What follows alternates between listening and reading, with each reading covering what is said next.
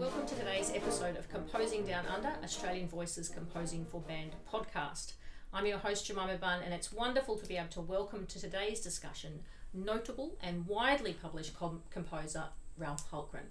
Thank you for talking with me today, Ralph. Oh, it's a pleasure, Jemima. Thank you for inviting me along. I really appreciate it. So I thought, just in thinking about Australian Voices Composing for Band, that it would be great if we could start with a bit of your background in music, not just in composing, but in music in general, and where you came from. Sure. I was, when I was little, at primary school, I can remember vividly the high school cadet band coming to play for the Anzac service, and the boy playing the last post.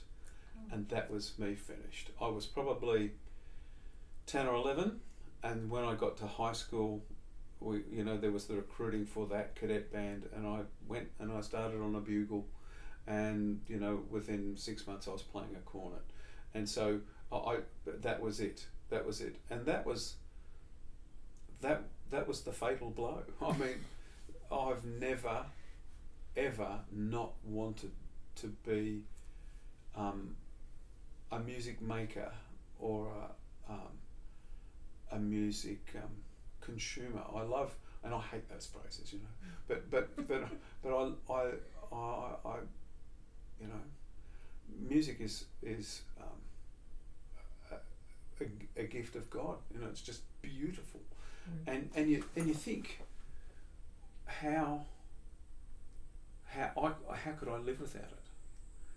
And I guess the best analogy I can give is, I love my kids and I love my grandkids, just incredibly. But what is it about me that my wife loves? I mean, why would she love me? But she does. And that's how I feel about music. But I can give you all the reasons why I do, but I'm just consumed by it. Mm-hmm. Whether it's primary school kids making music or it's professionals, I just love music being made. I like listening to it. You've already caught me today watching YouTube. I'll sit and I'll have a day. Right? Okay, it's Beethoven's Symphonies Day, and off I'll go. Yeah, lovely. It's John Tavener Day. Crank it up so the neighbours can say, "Oh, it's the funeral icos again. Ralph's getting all morbid." Anyway, yeah, I love it. So from those experiences in cadet band, yep. which my interpretation is that it's military based. Yeah. Yep. Marching.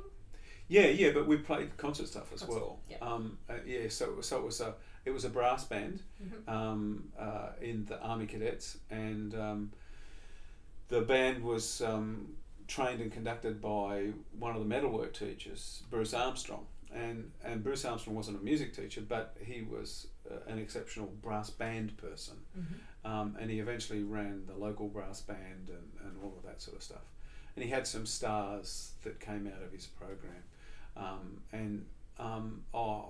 just such a fortunate man to have him, and for him to say, you're going to learn to play the X, Y, and Z, and all the punters started off.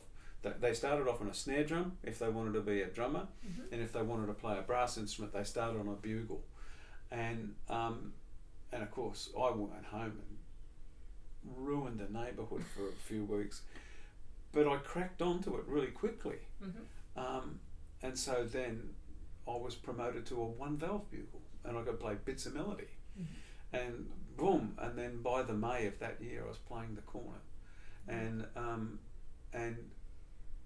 he would teach the kids at home for nothing. He was just an exceptional man. So we'd turn up and say hello to Mrs. Armstrong. She'd say, "Hello, young man, sit there and wait." Blah, blah, blah. and the last victim would disappear, and Bruce said, "Mr. Armstrong, we can go in." And so I had probably half a dozen lessons on how to play the cornet. He gave me a tune a day book, newly minted tune a day book, and patted me on the head and said, "Best of luck." And so from then you were basically left to your own devices. Self-taught, yeah. And what happened after that? I so shifted, because things changed in the railways for Dad, so we had to move from Warragul to Melbourne, and I spent some time in the Salvation Army, so I played in the Warrigal Corps, and then and the school band, and then came to Melbourne and lived in the western suburbs. Went to Williamstown Technical School before Williamstown was trendy and terrific, when it was the western suburbs, and had another great school band teacher, Richard Slade, who was just such a caring, considerate man. I don't, in some ways, I don't think he was the same level of musician as Bruce Armstrong, but I can tell you now, he was a level of man. You know, the person that was truly interested in this brat child from a dysfunctional family, and he just helped out. You know, I've got to tell you a story about Bruce Armstrong, because these are the things that secure you in what you do, and then make you want to do that too. I got home from school late one day, and I could see Mr. Armstrong was just leaving home, and we used to do, back in those days, you'd do collecting newspapers, and they'd sell newspapers as a fundraiser. So Mum used to save all and go to the neighbours and collect them and everything. And Mr. Armstrong would come over and pick up the newspapers, you know. And we were going on music tour, and we didn't have any money. And I found out years later that he'd come over and collected the newspaper for the fundraising, which my brother and I had gone around to the different places and collected, and given my mother an envelope, which was the fee for me to go on music tour, out of his own pocket, out of his and Mrs. Armstrong's family budget. And I mean, that's the sort of thing. Richard Slade gave me his trumpet.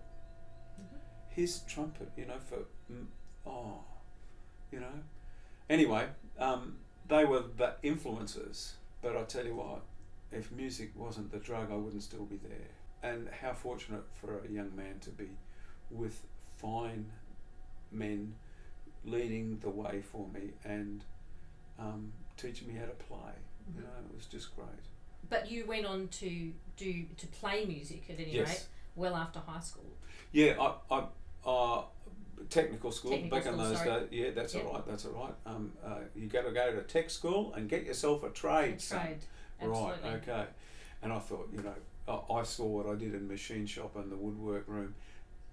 I wasn't going to do that to the world. And so I was sitting at home one Sunday afternoon, and there's a knock on the door, and it's the principal trumpet of the Central Band of the Air Force, wishing to speak to my mother and father, because I've heard your son is a good trumpet player, and I'd like him to come and audition for the Central Band of the Air Force.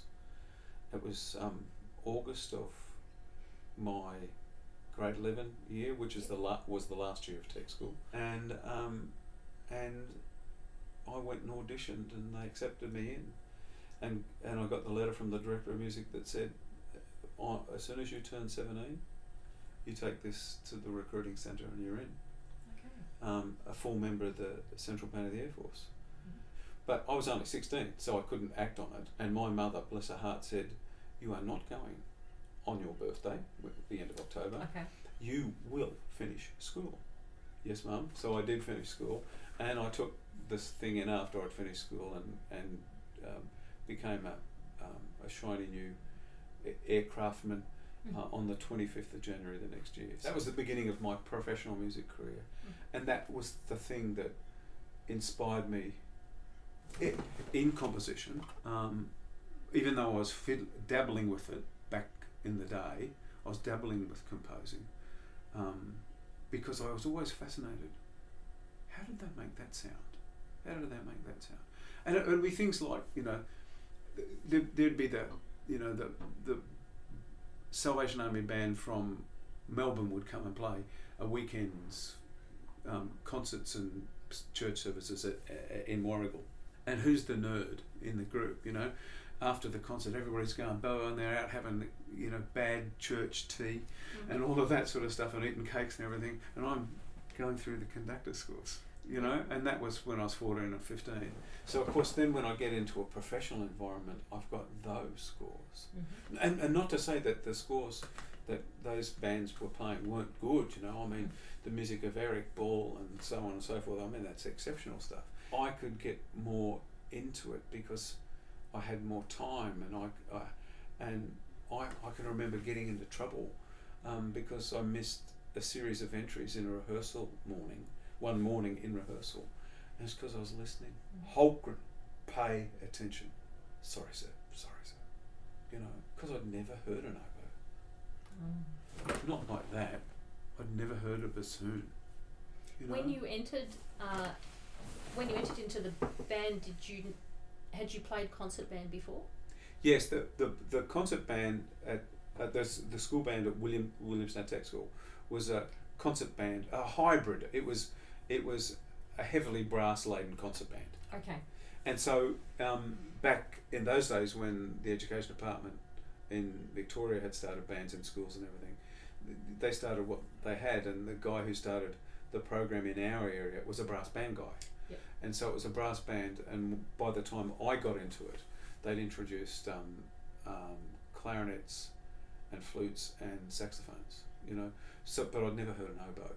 Yep. I'd heard one on the wireless, yes. you know, but you know, and it was just and the way we sat in rehearsal, the 6 members of the horn section were in front of us, and you know that spectacular marking on French horn music, cuivre, brassy.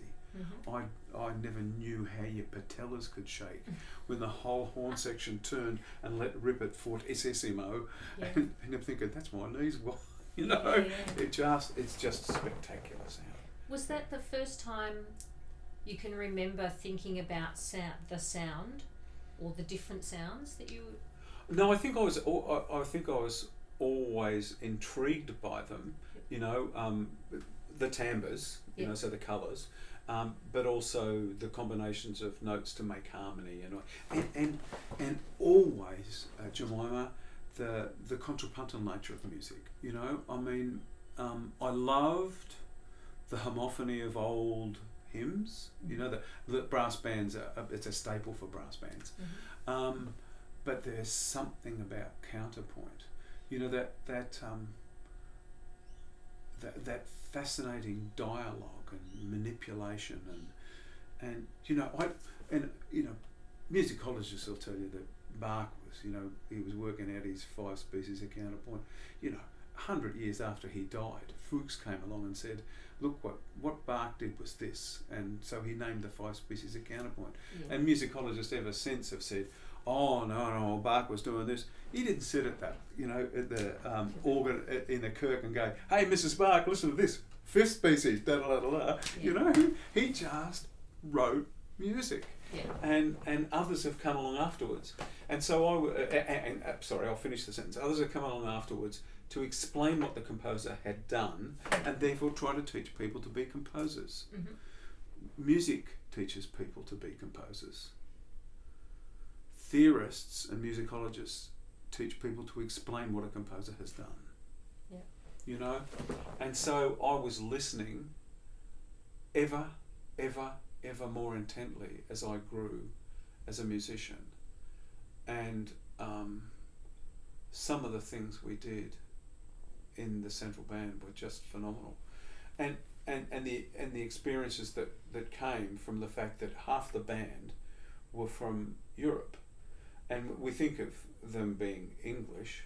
Well, the Scots would hate that, of course, and the Irish. But they were from British bands. But we had Italians as well, you know, there were 3 Italian clarinet players. That, oh my word, my fingers just used to shake it the way their fingers used to wobble up and down.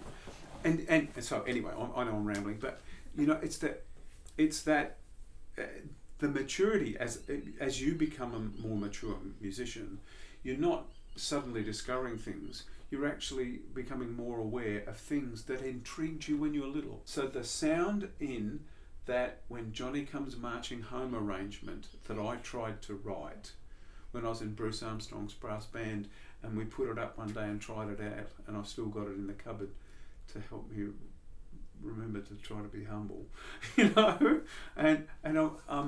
those sorts of things. That's teething, and I'm teething, and I'm learning, taking my baby steps, and as I grow, it's that educational thing of from the known to the unknown. So as you appreciate the wonder of this thing, then you can move on and appreciate more and more and more. It also helps you sift out rubbish. I can imagine. The music you don't like, So from playing in the Central Band, what happened next? Well, at the same time, you're doing other things as well.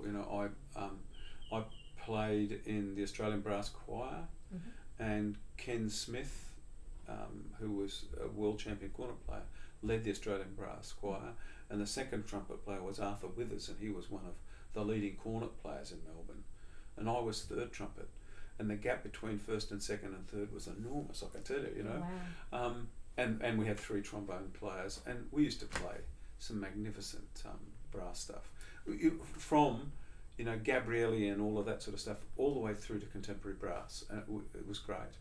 I did some pretty casual work in the Melbourne Symphony Orchestra, but I remember doing the Janacek Sinfonetta with Haruki Iwaki, and that, what a conductor. He put me on the first note of my entry in every rehearsal and both the concerts, and I played for him, and I loved that. So that was an inspirational thing. But the Janacek Sinfonetta, I went, my word, Janacek, where does he go? What's that? And suddenly I'm listening to Eastern European music, and we think because we listen to Beethoven, we're listening to European music. No, we're not. We're listening to Western European music. And we listen to Tchaikovsky and we think, oh, we're listening to Eastern European music. But we're not, because Tchaikovsky was the Western composer of the Russians. Yes. And when you meet the other Russians, you go, oh, listen to this. So I guess this whole world of other sounds was opened up through that playing experience. Yeah. And so I grew to love Shostakovich, and I grew to love Vaughan Williams, and I grew to love Copeland, and and then of course the work I was doing in the Salvation Army led me to be involved in the formation of their first jazz rock group, and I was the musical director of that. It was called Solid Rock. We did Bad, Blood, Sweat and Tears, and Chicago style, probably more Chicago style, because I wasn't clever enough to write Blood, Sweat and Tears stuff, but that was a phenomenal thing. We played at Sunbury, Australia's Woodstock. Okay, it was the second stage, but our band got written up in Rolling Stone. There you go. I went, wow. Go to Salvation Army. Yeah, I mean, not bad for an old classical music dinosaur, as one of my students told me about 30 years after that date. Nice. And then the next week they all had a photocopy of the Rolling Stone article put on their desk before they entered, But yeah, all of those experiences were wonderful. I had the first opportunity to write a film score for the ABC then. The director of music of the Air Force was approached. A producer had done a doco on the Roulettes, the Air Force aerobatic team. Well, was in the process of doing it. He wanted the Central Band to do the music for it. And what sort of music do you recommend and everything? And the boss said, oh, there's a young composer. And it was a Monday afternoon. A Monday afternoon in Central Band was sport afternoon. I was out playing soccer. I was in goal, of course, because being an Aussie rules person, you always had to grab the ball. That's right. Yeah. And you're not allowed to do that in soccer unless you're in goal. And so I was called off the field to go into the office, in my football kit and all of that. It was amazing. And the guy proposed the idea to me and said, do you think you can write it? I want about 10 to 12 minutes of music. And I said, yep. When the dates? And he said this and this and this. And I walked out the door and I went, oh my word, where do I begin?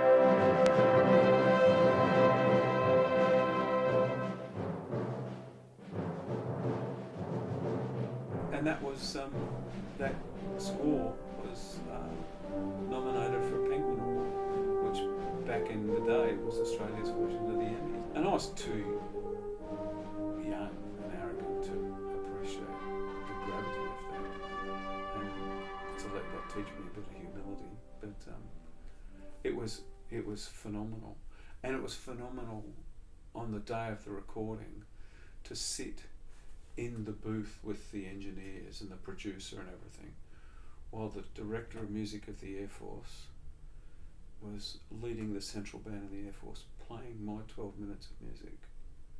And I just went, wow. You know, a couple of years later when I moved up to Queensland and everything, I was writing people's shows for the cabaret circuit. You know, they'd want the 10 or 12 songs for their sets on the cabaret circuit, and and I'd say, what do you want, arrangements or covers? And they say covers. And I said, well, give me a cassette. Give me a cassette with the songs you want me to do. And I'd just transcribe them out, and I'd write them, you know, for a rhythm section and a front line of trumpet, trombone and saxophone and all of that sort of stuff, you know. You know, because you've got to make money as you can. And I was very utilitarian with that sort of stuff. I could listen to a recording and notate it. So I was very fortunate. And I thought everybody could. I thought that's what happens. Everybody can sit and do that, and I didn't know that other people couldn't do that. Would there be something that you could identify that has motivated you to keep that contact with music in a general sense, not necessarily a composing sense? There is something so essentially good in music that my soul can't do without it. I think that's it. You can say, oh, I'll take music away, and I say, well, take my breathing away, take my sight, take my hearing. You know, I can still listen to the slow movement of Vaughan Williams' Fifth Symphony and weep. And what does that? You know, he set in his Serenade to Music Shakespeare from the Merchant of Venice, and he set a sweet concord of sounds. Well, what is it? You know, I mean, it's just, there's something about it. And when the dissonance and the anger rises in the music, you can relate to that too. And when there's no resolution and it despairingly ebbs away, you can relate to that. I mean, it you know, and my, you know, postgraduate work was all about what that means. There's something, like I say, so essentially wonderful about it. I can't do without music. And do you know what I love? I love watching the little taggers in their battles to get themselves going. And, you know, and I'm now at the age where I can be somewhere and somebody will walk up and say, you won't remember me. And of course I don't, because they haven't got the uniform on and the particular instrument in their hand, or sitting in that particular place in the band. band. It's sitting in that place in an ensemble. And I'll say, talking to them, just, you know, for 3 or 4 minutes, and I'll go, bassoon. You play the bassoon, don't you?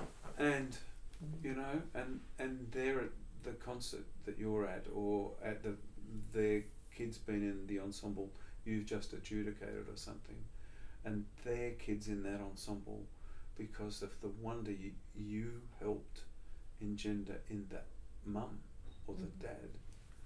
And it's a wonder that comes from music, not from me. And it's just, you know, and what I've learned over the years is to get out of the way so the music can get through, because it's the pure stuff. This grumpy old mongrel, he's not the pure stuff. He's the is the impediment, you know. And so I guess it's just essentially beautiful, you know, even when it's crying and it's angry, still essentially beautiful. And we kind of touched on this a little bit before, but what is it about what drew you towards composing as a part of your experience in music? Well, every composer I've ever played or listened to drew me, but I became fascinated with, and it's going to sound horribly mundane and ordinary, but with the mechanics of composition. How did they do that? So every instrument's got a sound that it makes. It's timbre, and timbre, as we know, means tone colour. So every instrument's got a colour. So we know if the artist picks up their palette and they've squeezed their tubes of paint all over it, they've got all these colours, and they can mix them and blend them and make different things. I wanted to know, how did they get that resonance there? Okay. Look at the way they scored that. And slowly, I started to want to write. And when I wanted to make a sound that had that sound, well, I would know, do this. I guess a simple example, and people can YouTube this, go and listen to Tchaikovsky's Symphony No. 4, and the beginning of it is the horns roaring, you know, and then the high F trumpets come in and they go and they go bang, bang, bang. You go, oh. Who's playing with them? The trumpets sound like they're screaming. The clarinet, high. And if you go back 200 years before that, the trumpet was the clarinet trumpet, the high trumpet. And the flutes were playing too, but we discount them, of course. But you know, I mean, how did Tchaikovsky make that sound? So, you know, most 15-year-olds have, you know, back in my day, were getting model planes for their birthday or whatever.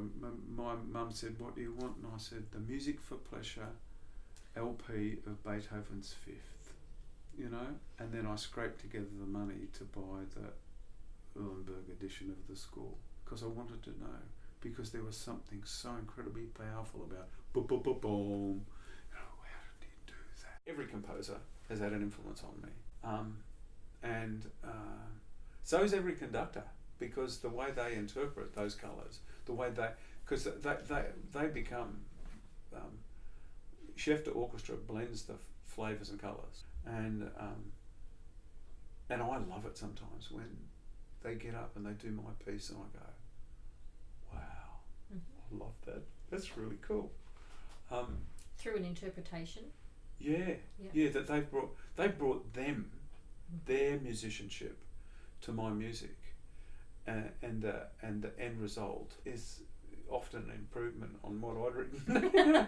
As in that they're listening to it in a way that I'm not, because they're not my ears. I know I used to frustrate my students, especially at QUT, when I talk about can't you see what the composer's done? And I had the oboe player say to me one day, "But that's you. Why are you talking in third person?" I said, "Because I'm the conductor." You know. And it was interesting stuff. That girl, she was no names, no factual, but she followed me back to my office one night after rehearsal. We'd actually played. We'd read through back in the day before music engraving, when you pay a copyist to write out the stuff. Before I'd send off a commission, I'd play it through with my ensemble to just find out the errors in copying and all of that sort of stuff. And we played through Whirr, and I couldn't get it to work. You know, and I apologised to the ensemble that it hadn't worked the way I thought it should. I don't think there's any errors in the copying. I think there's maybe some errors in the composition, I said. And then this fine young lady followed me back and she said,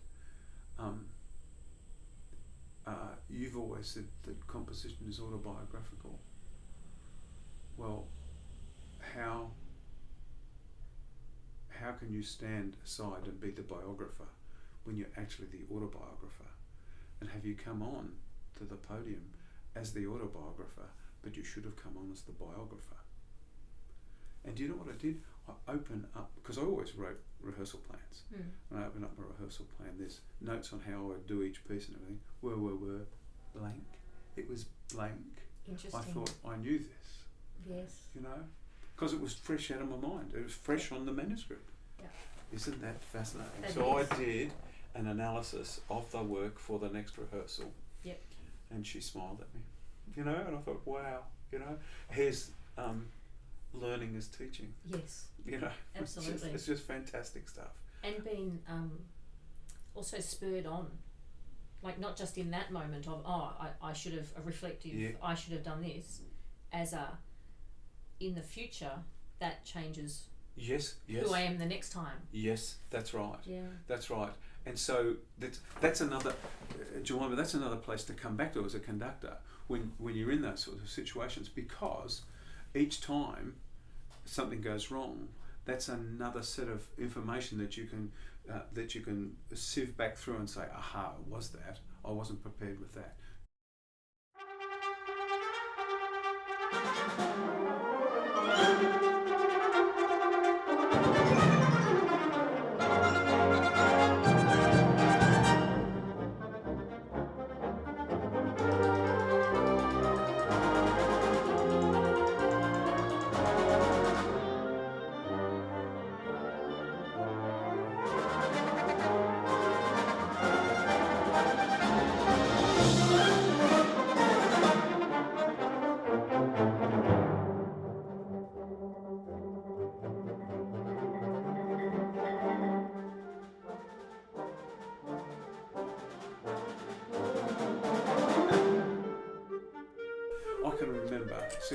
Because I could hear lots of what was on the page in my oral image, and so if I go back and think of those times where I'm trying to work out what things should be, but I've had an experience similar to it, the answer doesn't have to be the same, and the experience doesn't have to be the same, but similar enough, you know. I mean, civilization's where it is because we've learnt from errors, you know. Sadly, there are some things we still haven't learnt. But also from things that have gone well, and built upon, or you know, continued. And so to me, that's music. Yeah. You know, there's such wonderful things. And people might say, oh, what about this and what about that, and that composer was no good and he was a misogynist and blah, blah, blah, blah. You know what?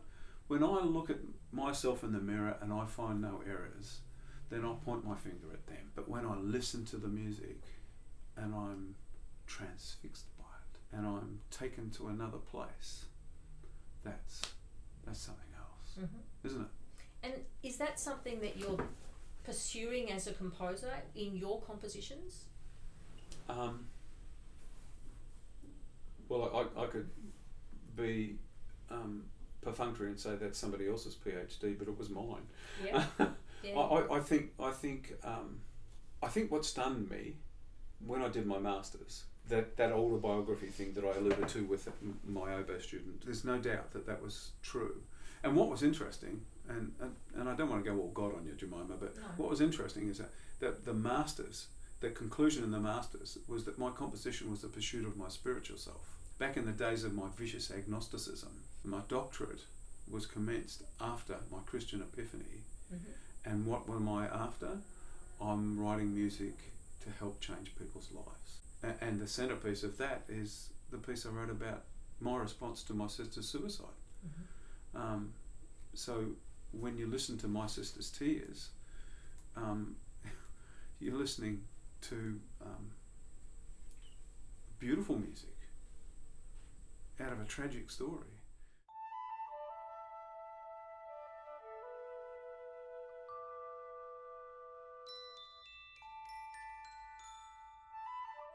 So here's the reporting of something that's beautiful. And if you didn't know it was about your sister's suicide, you would hear just beautiful music. But when you read it alongside the story that's in the doctoral stuff, you can say, okay, this is pretty tragic. And so that's two sets of information describing the same situation.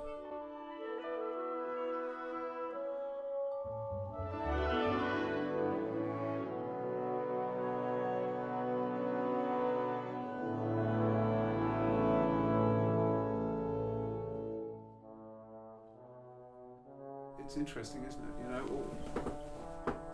I think I want my music to be transformative, but I'm not on a crusade. I want kids playing my young band music to go, yes, because it's good. And you know my Trolls story. So the world premiere of Trolls, level 1 for band, was at a summer music camp, and I was conducting the primary school band and the high school band. Primary school band in the first part of the morning and the high school band in the second part of the morning. And of course kids never equate the name on the top right hand corner of the music with anybody but a dead white person, you know. And so we came to, and went, you know, by the Wednesday, the concert's on the Friday afternoon, by the Wednesday I'd firmed up what we're going to play. I said, right, this is what we're going to do this on the concert. And when I said we're going to do Trolls, the kids went, yes! But I'm sure, you know, they've got no idea that Ralph Hultgren, I was Sir. I wasn't Ralph Hultgren. Ralph Hultgren's the guy that wrote Trolls, you know. So the concert came and I stand up and say, well, we're doing a world premiere for you. No one in the world has heard this music before. And your sons and daughters, your grandsons and granddaughters are presenting this for the very first time. And I'm honoured that they're playing my piece called Trolls.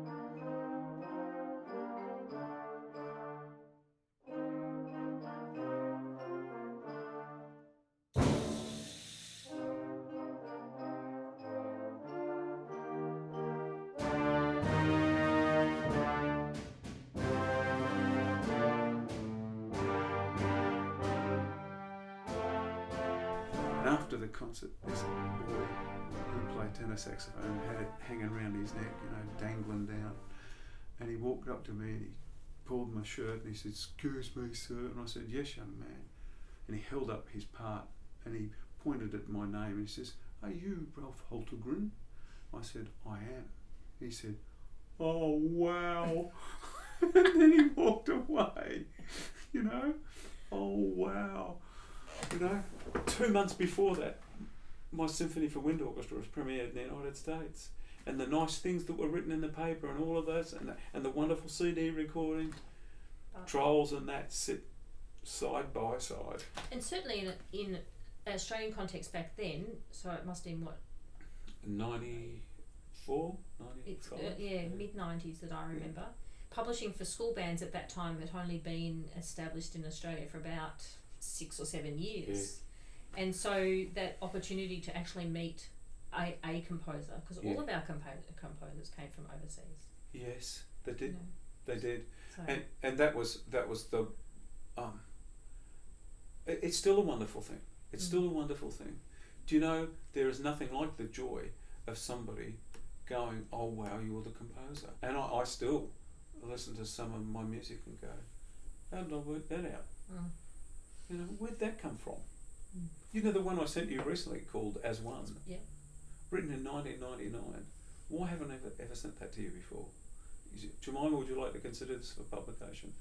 And I went, oh. And I listened to it and I went, oh, that's all right, isn't it? You know? So, yeah, with a cool key change in the middle. Yeah. Thank you for G flat major. Thank you. Yes, I did notice that. What I was kind of thinking about was that character. Could you maybe have a think and tell us about how your character comes out through your music? I really believe, and those who have the time and the desire to help themselves sleep could read my master's thesis. There is a definitive autobiographical thing in composition, and I've been striving for years to write a good melody. I love melodies. I think there's just something else. I love dialogue between melodies, and we get back to counterpoint then. Yep. You know, I love Jess as well, we were talking about earlier, the beginning chamber ensemble discussion that passes through. And it is, there's big lumps of that are chamber music. Yes. And there's something, is that the Australian Brass Choir coming back? You know? And makes one a sympathetic conductor when one's sat there playing solos.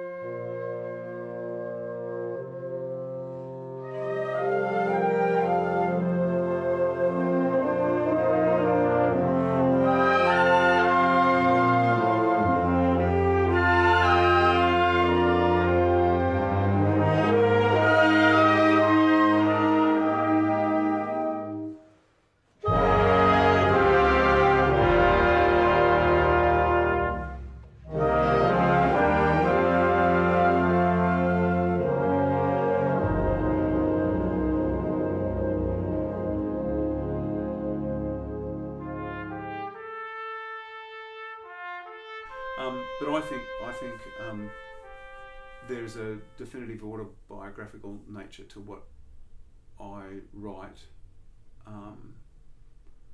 and people have said that my music has calmed down. So have I calmed down? You know, I can see my pursuit of that melody continuing on. Do you know Simple Song? And the tunes in April 25th, the Anzac Pact, that aren't hymns, that I wrote, like doing April 25th. That's the processional, you know, the prelude music. Yeah. I mean, that's a beautiful tune. And it's simple. What is it? 28 or 30 bars or something. And it's really nice, and I really like that. So I must be doing all right, because I used to say to my students, now you have to write an 8-bar melody, but the test is that you have to actually love it. You know, so I've just said that I liked a melody I wrote, so I'm doing all right. You passed your own test. I passed my own test. Well done. Well done.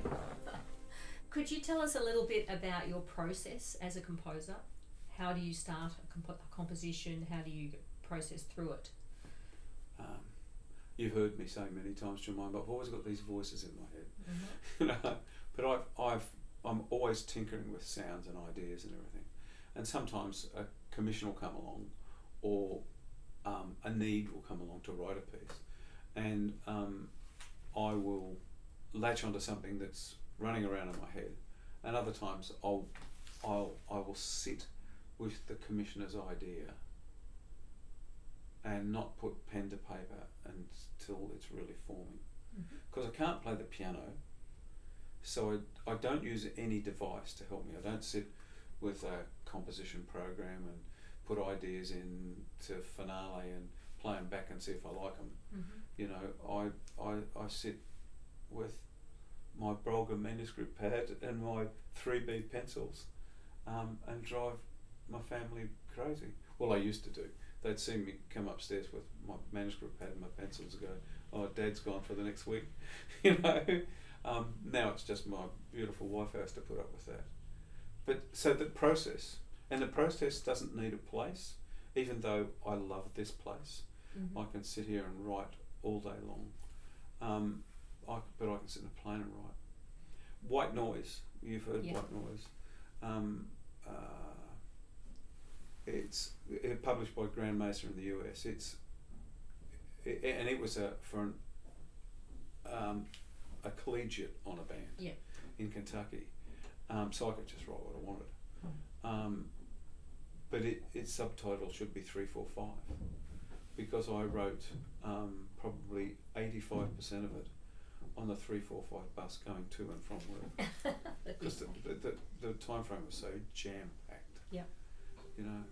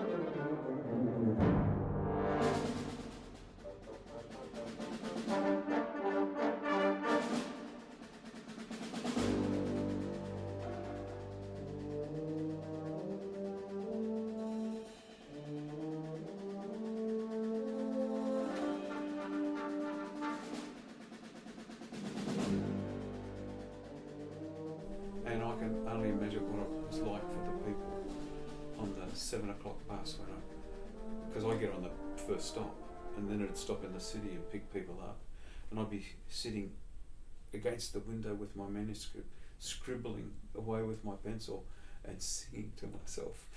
I must have thought, oh no, just take a good look at this man, and the next time you get on the bus, don't sit next to him. Yeah. So but I don't. I wait until it's ready to come out. Okay. Whereas once when I was young, I would scribble the first idea that came into my head, and I've still got folders full of 4 bars and 8 bars and 16 bars and all of that sort of stuff. And some of them are good, and I've used some of them. But now I wait and let the ideas toy in my head, and I have been given a good solid whack in the middle of the night and told to get up and go and write it down. Oh really? Oh yes. Okay. Yeah, I'm singing and in my sleep or whatever, and Julie's waking me and said, "Go and write it down." Right. No, write it down. I said, "Okay, I will." And I promise not to watch the football in the middle of it, So So that, I guess, does that answer process? Yeah. Well, I guess what happens once you have the idea? What happens next? What do you do with the idea? I'm such a bland, ordinary man. I'm Mr. ABA, but I think people like a structure that they can understand, and I want my music to be approachable. I've got some stuff that isn't necessarily approachable. The second movement of my symphony's a bit different. And the first movement of the symphony I'm writing now, Jemima, that I showed you a couple of days ago, that's different too. But I just toy with it and tease it, and Are you a right from beginning to end person? Yes.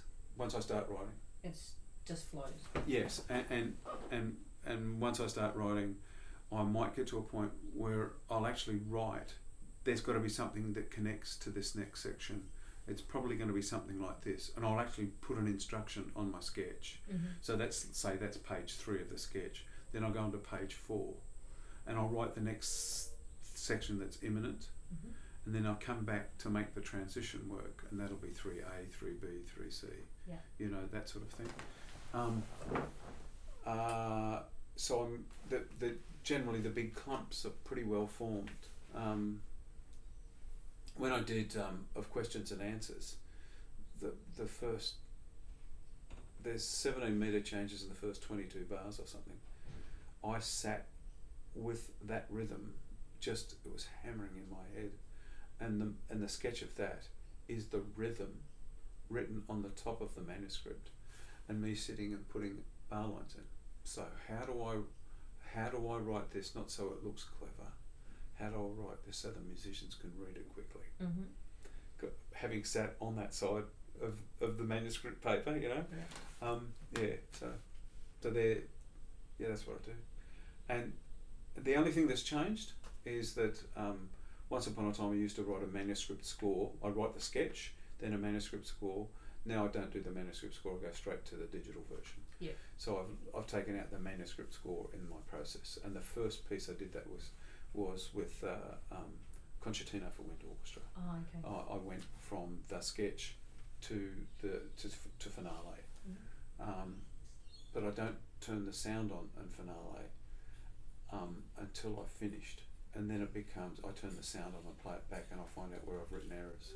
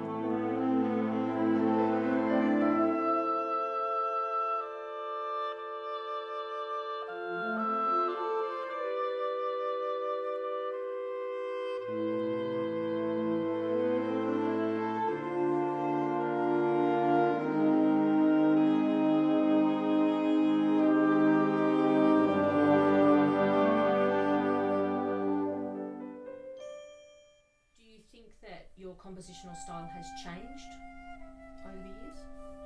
That's certainly somebody else's PhD. Even a master's. I'm sure it must have, because I've changed over the years. Mm-hmm. I have always cared about music, and I've always cared about my students. Whether I've done injustice to either, I don't know. There is honest endeavour in what I've attempted to do, and to give away a composition to somebody else to perform is like giving away your kid in marriage, you know, I guess, you know. It sounds like composition is just something that has to come out of you. Oh, amen. Yes, it does. What yes. challenges have you found in being a composer? I can't write it down quick enough. I've got quicker. Yep. So my shorthand in my sketches has become quicker. Mm-hmm. And interestingly, in my research for my doctorate, what I found out is that when I give instruction in the sketch, it's because I'm unsure. When there's lack of instruction, I'm positive what I want. One of the things that we're exploring a little bit in this podcast is about this Australian voices in composing for band. So do you think that there is an Australian voice in wind band composing? Yes, I think there is, and I think it's because we are unique. We're caught somewhere in the cultural cleft between the cultural imperialism of the United States and the old world of Britain and Europe. Mm-hmm.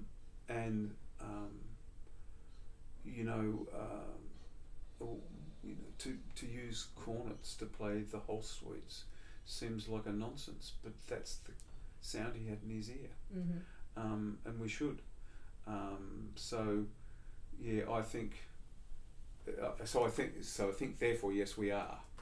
So we grew up. Well, my generation grew up with the sound of the British brass band and the military band, and this generation is growing up with the sound of Hal Leonard promotional recorders, and the conductors have to get away from them.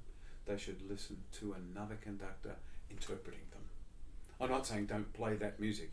I'm saying listen outside of the promotional stuff. Listen to, be enticed by the promotional stuff, because why not, We go into a smorgasbord and we say, oh, I'll try a bit of this and try a bit of that. Yeah, good. But don't make it your staple diet, Go and listen to what others do with that recipe. Wow, isn't this a fantastic repas? Oh, I could eat this all day long, and that's what I love. And we go back again, as I said about my concertino, Bill Burr's at Rutgers University, what he did with the concertino for trumpet and trombone.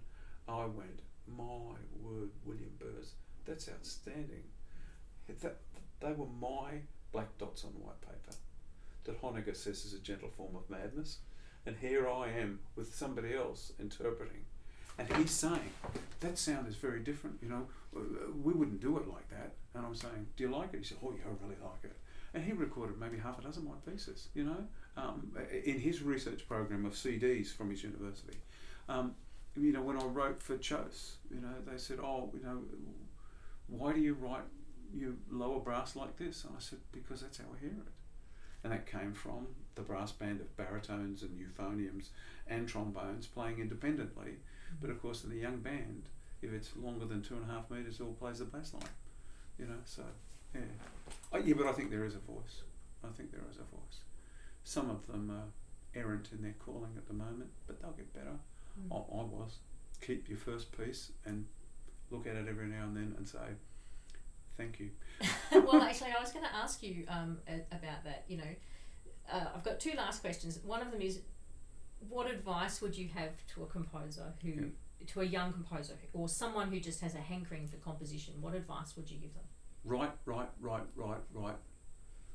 Don't keep revising. Don't keep revising. Holst said you can't make a bad picture better by colouring it.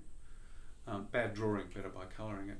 So, and he was talking about orchestration, so I'm drawing a long bow there. But the same thing, sometimes we've just got to turn around and say, yes, we've put hours of effort into this piece, but it's duff. Put it away. Put it in that folder that you can come back to in 20 years' time and say, oh, that's what I was trying to say, Yep. Right. And listen to music. I guess my final question would be, what would you like performers to know about your music that they may not know? Well, I'd like them to go and listen to it and find it and discover it themselves, because then they'll own what they like. I don't want me to tell them what they should like. Go and listen to my music, and if you like it, play it. If you don't like it, don't tell me, because I'll burst into tears, But yeah, you know what I mean? Yeah. Go and discover. Discovery is the most vibrant form of learning, and because you own it, So, and I'd love them to own the pieces of mine that entice them. I'd love that, and then to take it to their ensemble and have them love it. What a great thing, isn't it? Wouldn't it be? Yeah. Well, I just want to thank you, Ralph, for sharing your experiences and insights into Australian voices composing for band. There's so many fascinating elements and themes that run through the conversation for us to contemplate. But for our listeners, any links to the music and resources and anything we mentioned will be in the show notes. And I want to thank Ralph again, and we really appreciate your time. My pleasure. Lovely. Hope you guys enjoyed this podcast. All the best.